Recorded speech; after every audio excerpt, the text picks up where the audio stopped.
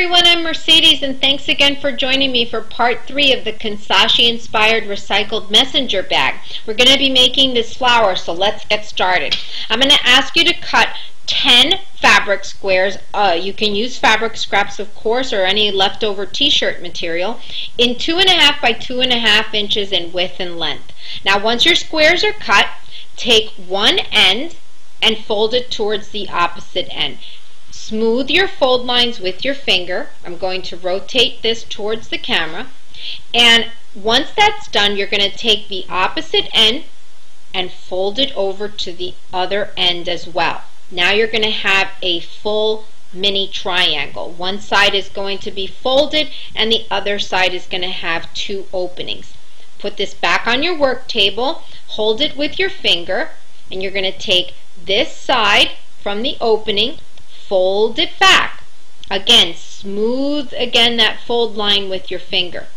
I'm going to flip this over carefully, and you're still going to have one side that's loose. You're going to hold this with your finger and you're going to fold it back.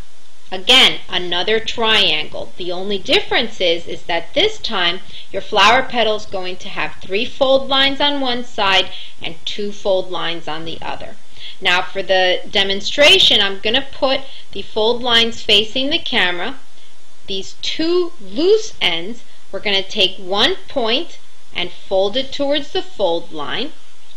Carefully flip it over and take the remaining loose end and fold it towards the fold line again.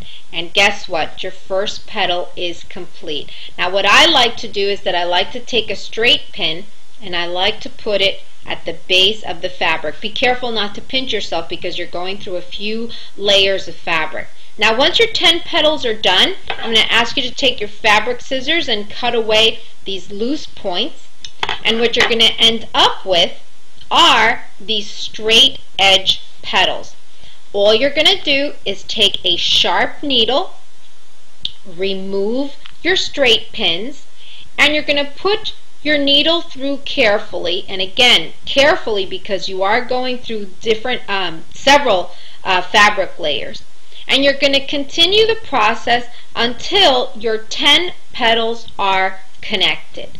So I've only done 2 and I've used contrasting thread to make sure that you can see this on camera, and here they are standing up.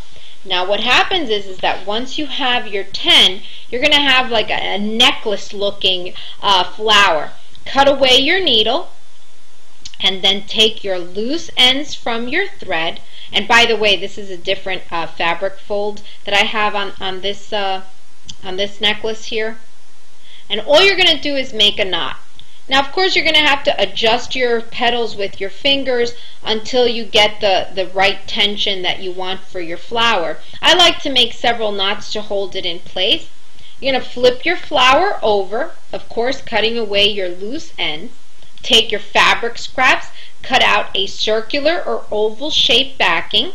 You're going to take your glue gun or rice paste or your fabric adhesive and you're going to add it around that opening, and you're going to place your circular shape over to hide that hole there. Now once it's dry, you're going to flip it again, and here's another opportunity to recycle some old buttons from different projects. You can use something a little bit decorative. You can also go to the beach and definitely pick up some seashells, or you can take a classic button and make your Kansashi flower a little bit more jazzed up. And that's it. We've just finished recycling our fabric scraps into Kansashi flowers. So again, if you missed any of the instructions today, please visit www.m721organics.com and visit our home page for more instructions and eco-crafting ideas. Please remember to continue to recycle, continue to recreate, and continue to reinvent you because you're worth it. Thanks again. Hope to see you again very soon. Take care.